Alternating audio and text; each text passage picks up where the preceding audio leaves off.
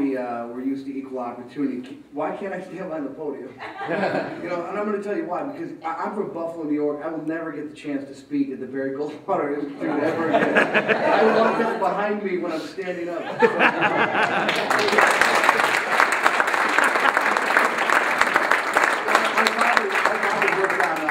Campaign as a young man, and he's not going to believe this story.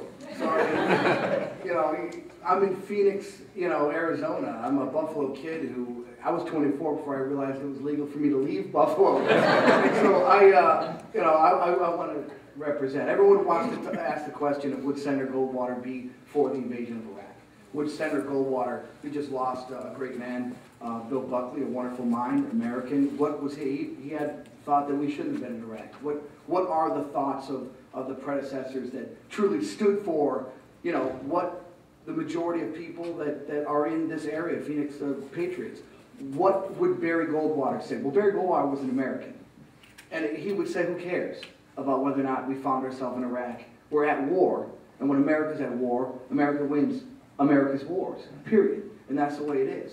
And I'm standing here next to individuals, Pete Hegseth, who was on the ground, physically standing on the ground during the worst day of Iraq, the fight, 2007. All right, the Golden Dome Mosque in Samarra. That mosque blows up. Al-Qaeda deliberately has everything they want. Now it's no longer about freedom of Iraqis. Now it's about sectarian violence. They use that. They stoke the embers of violence to flame and fan it all across the country. Now Shias are killing Sunnis, and Sunnis are killing Shias, and what is it all about? It's all about what Al-Qaeda wants, a destabilization of what we were trying to do in the Middle East.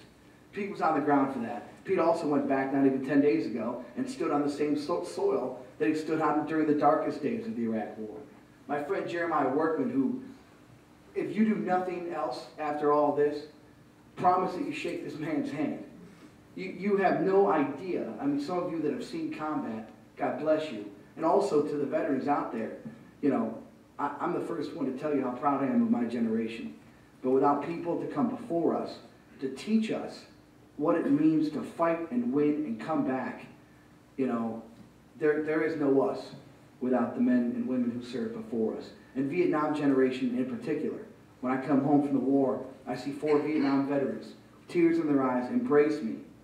The guilt that I feel as an Iraqi veteran, to know that the Vietnam veteran embraces me after the way they were so shamelessly treated, dishonorably treated for doing nothing but fighting for the American culture and way of life. It sickens me. I don't even know what to say. I'm guilt-ridden. But thank you. Thank you for making sure that we are never treated the way you were treated. God bless you. But Jeremiah Workman is an American hero that won't talk about why he is an American hero.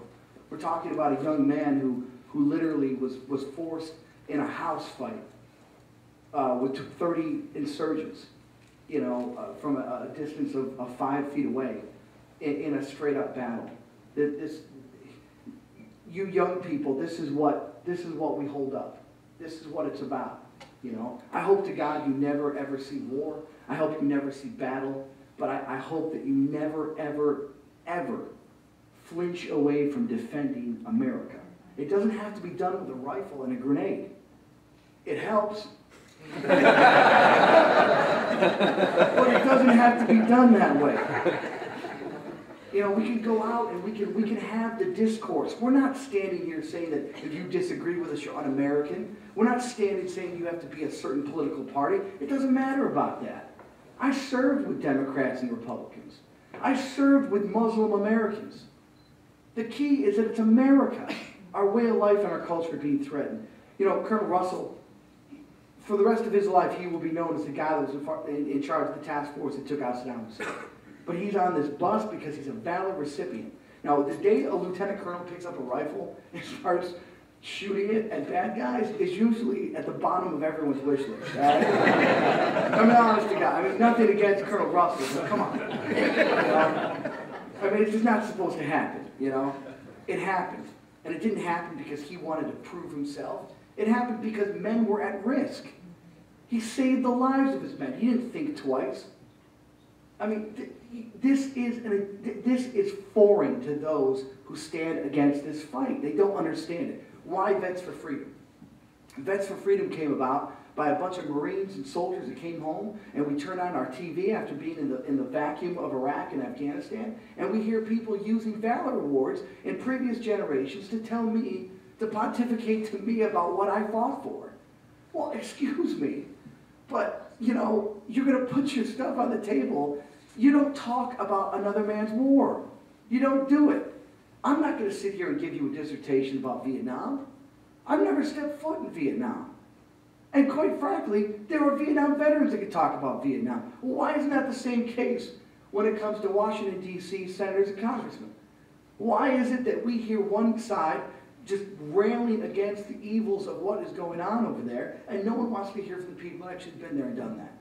You know, I go around the country, and I've been blessed with people wanting to, young people in particular, you know, why do we fight in Iraq? And I was talking to Colonel Russell yesterday at like 2 in the morning, because it's just coffee and Colonel Russell. The guy, I'm telling you, it's just like, it's just you drink the coffee, you hear him talk, and it's like, I'm this tour for nothing other than just to talk to these Americans. Pete and Colonel Russell just getting around the minds, so articulate. And there I feel like I'm just like breathing through my mouth. You know, I'm waiting for, I'm just like, you know, yeah, you guys hungry? You know, that's what I have to do. You know? Today, we can cheapen it. We can fluff it up and be like, hey, you know what, if only we weren't there, they wouldn't hate us, right? Because that's what the Spanish said. I mean, the Spanish ran out of Iraq faster than you could say Olé. They got out of there. Madrid bomb happens right after that. Well, why don't Al-Qaeda hate Vladimir Putin? He's the one issuing torture to the Chechens. Vladimir Putin's the one telling everyone, hey, you know, they are a former atheist society. They're not big fans of Islam. There's not a whole lot of Islamic leaders in the Russian government right now. Yet, they're not enemy number one. And you want to tell me it's because of an occupation? This has happened. This is, you cannot negotiate. If you want to, I'll make the coffee. Do it. You can't do it. You got a person that wants to kill themselves and take out as many people as possible. They're equal opportunists. They don't care. Shias taking money from 12er Iran, bringing the money into a place like Samarra to blow up what type of you know, this is a Shia monument. We're talking about Al-Qaeda getting funding from Shia Iran to kill Shias. It makes no sense. And yet we want to debate, well, if we pull out, it will stop. You know, and maybe we just give them money and it will stop. They just built an oil line from Pakistan to Iran, it'll stop. It's not going to stop. The way to pacify them, okay, is to destroy them. All right? And if it's difficult for some politicians to understand that, sleep tight. Because Jeremiah Workman is on patrol. And Marcus Luttrell, Navy SEAL, American hero, is out there defending us. And we have hundreds of thousands of Phoenix natives. We just lost a brave pilot in this area. This is what it's all about. The men and women who come before us are local. This tour is about to redirect light and to show you that every time you see a man or a woman in a service uniform, you owe it to yourself.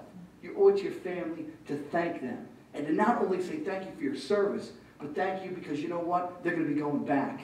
This war is not, we're not in the bottom of the ninth. We've hardly gone to the bullpen.